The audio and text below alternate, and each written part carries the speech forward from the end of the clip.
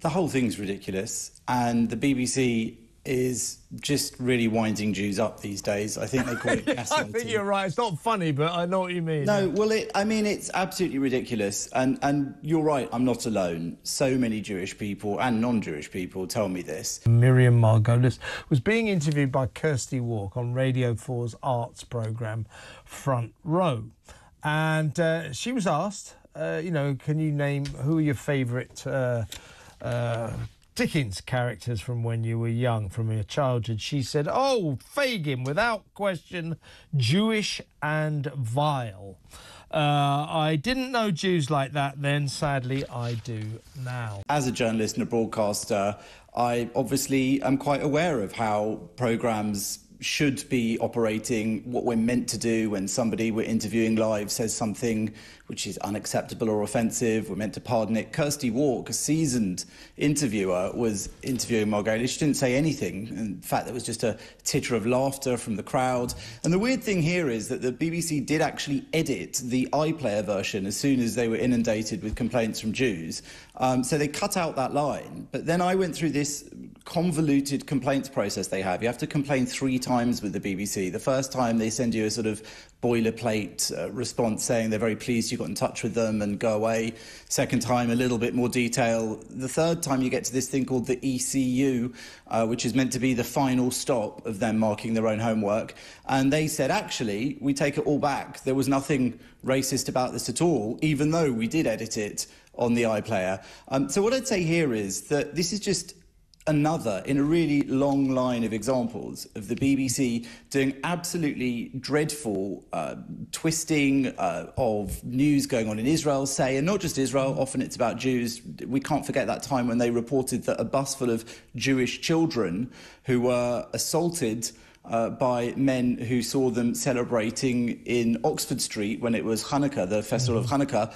The BBC decided to say that the kids on that bus had called them dirty Muslims, and there was literally no evidence of that. And the Jewish community undertook months of expensive audio analysis of this ridiculous clip that they claimed said that. They eventually agreed it didn't say that. I mean, why can't they just listen to a minority group that says you are repeatedly offending us with your racism, anti-Jewish racism, that's what it is, rather than constantly ring us out, send us through this convoluted process and then tell us that actually we're wrong, we don't know what it is to be anti-Jewish, but they do. Fraser Steel does, the BBC does, Front Row does, Kirsty Walk does, but we don't, the Jewish people, we don't have a clue what it is to be anti-Jewish.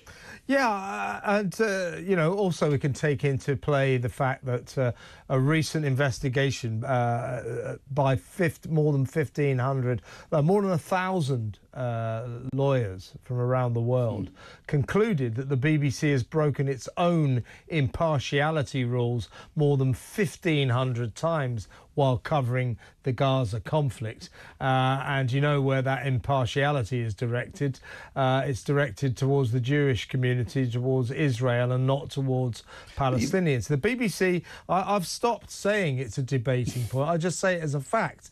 The BBC is anti-Israel and pro-Palestine. And it's more than that. It's more than that. If you look, for example, just recently, even after that report, there have been 2 reports now, one of them co-authored by Danny Cohen, the former head of BBC One, television, and the other one, the Trevor Assison report.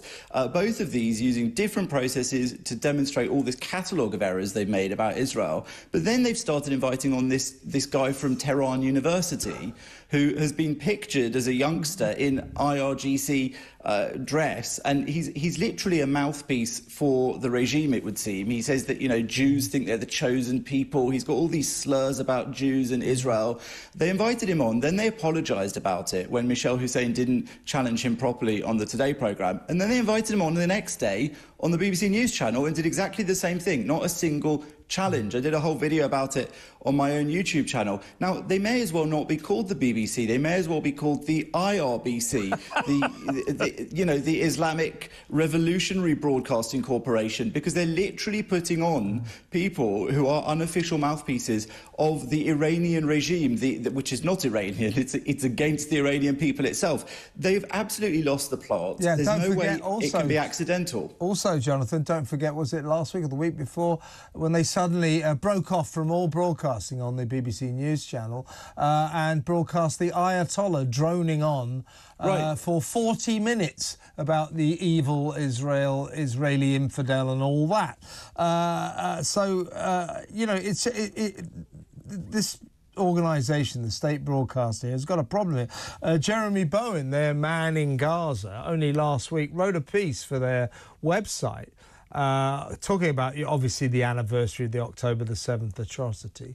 The only adjective throughout this rather long article, and he used this several times, the only adjective he could find in his vocabulary to describe the October the 7th crime against humanity was this: meticulously planned.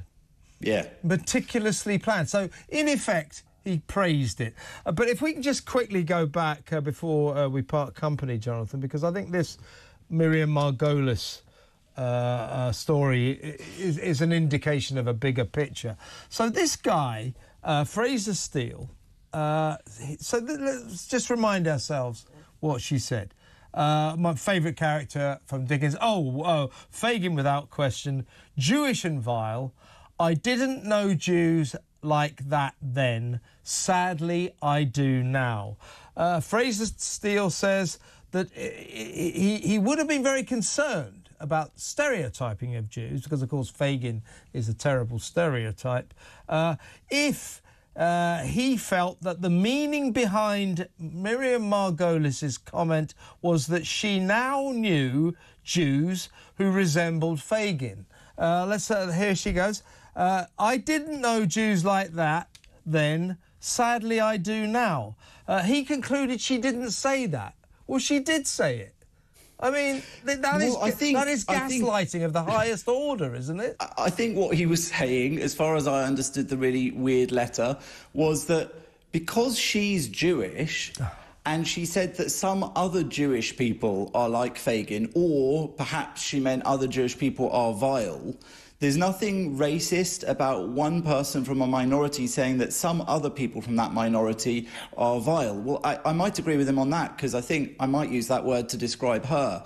But I think the point is that, you know, it was clearly a racist comment. Being Jewish, sadly, doesn't inoculate you from being racist against other Jews. I mean, the same applies to any minority group. You could be racist about the same group that you're part of. Yeah. But I would say this, you know, her words were certainly not clear that they didn't refer to knowing people who are like Fagin. Well, they said exactly that. She says she does know people like that now. He said, and then they write at the end of this letter, this is the final say, you know, this is where it ends, sorry, goodbye, that's it. And I mean, it's like, well, OK, what do you want from us? We still have to pay this ridiculous tax in order to fund this drivel going out on television and radio, but apparently we can't say when they're racist about us that they should do something about it. Why did they pull it off the iPlayer if it wasn't racist? Why didn't they ban her? They're into cancelling people for racism. I'm not a canceller, but why haven't they banned her from all BBC programmes? Why haven't they taught Kirsty Walk, who is, I mean, a woman who's for decades been interviewing people, just heard that and didn't say a word? It's absolutely ridiculous. She should have challenged her, absolutely, and the BBC did concede that Miriam should have been challenged, but I think that they should admit that what Miriam Margolyes said, even if accidentally, was anti-Semitic. Well, why should she have been challenged if she hadn't said anything wrong, if it wasn't racist? I mean, their own contradiction in their position is apparent. Jonathan, really good to talk to you. Come on again soon. Likewise. Excellent. Thank you very much. Jonathan Sacerdoti there, journalist. What do you think? I mean, she said that she knows people who are vile, Jewish and vile. I know people like that now. Fagin. 03444991000.